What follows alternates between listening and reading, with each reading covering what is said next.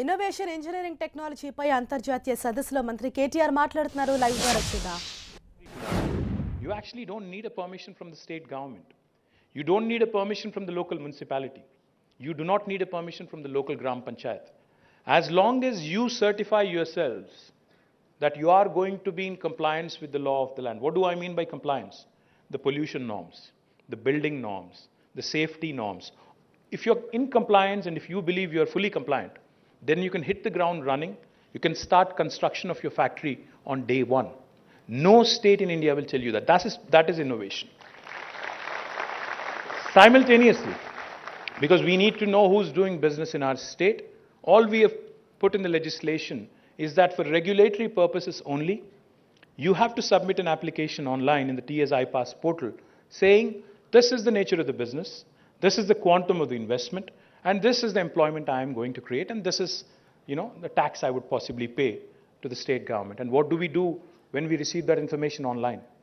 By statute, by legislation that we have enacted in the state legislature about 8 years ago, we promise all clearances in 15 days through a single window, through a single portal. Now the joke in India is, as an entrepreneur, if you go to any state in India, they'll all tell you the same thing. We have a single window system. But the joke is, there are always multiple windows behind that one single window, hidden multiple windows. But how is Telangana different? Telangana is different because if we don't deliver on the 15-day window, on the 16th day, by statute, by legislation, it's an automatic, it's a default approval given to the investor. No state in India will tell you this. And most importantly, from the 16th day, even the senior-most bureaucrat, even the senior-most IAS officer, if he or she is held responsible for the delay in holding up that clearance, I as a minister have the ability, I am backed, I am empowered by statute to levy a penalty of rupees 1,000 per day. So that's how innovation in TS iPass has resulted on the officer, on the IAS officer included. Now that's how, because of this innovation, because of this reform, in the last 8 years, in case you're thinking, this sounds too good to be true, does it actually work? It has delivered brilliantly. It has cut down red tape, it has cut down corruption, it has cut down basically the time lag, the gestation period as an entrepreneur would call it. And therefore today in Telangana in the last 8 years, we have given more than 20,000 clearances through TS iPass. We have been able to attract more than 2.4 lakh crores of investment and have created, as Prashant Reddy Garu pointed out, more than 16 lakh direct job potential in our state for our youth. Now that's a simple intervention, simple innovation in policy. Just to give you an example.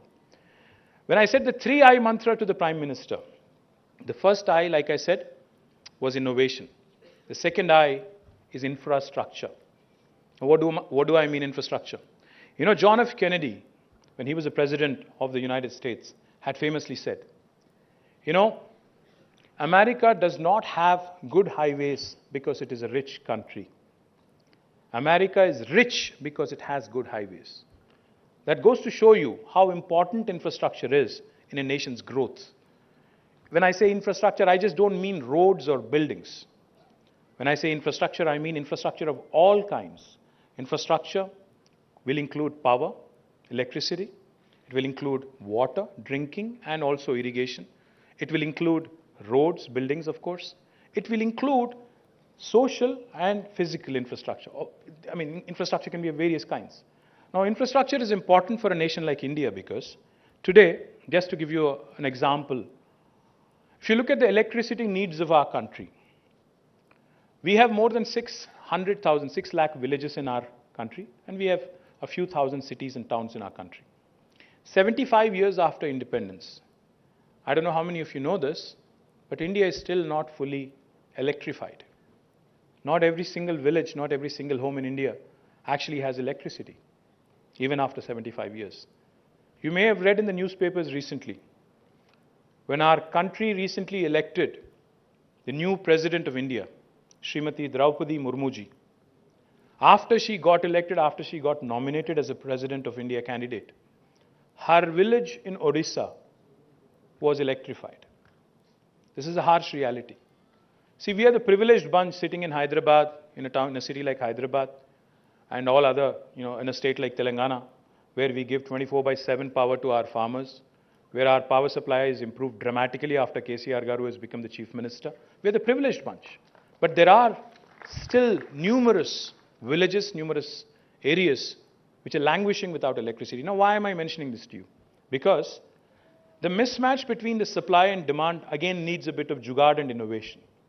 Our country's total installed capacity in electricity is about 4,06,000 megawatts, all forms of power included. It includes firm power, infirm power, thermal, nuclear, hydel, wind power, solar power, all kinds of power, biomass, etc., etc. Now, the total needs of our country, the total electricity demand, the peak demand of our country, which we have ever hit in 75 years, was on the 22nd of June this year, on summer solstice. 21st of June is summer solstice, the longest day in the year, as most of you may know. This year, our peak demand was 2,12,000 megawatts. Our base load is 2,40,000 megawatts. Our total installed capacity is 4 lakh megawatts. Yet we have villages without electricity, yet we have houses without electricity.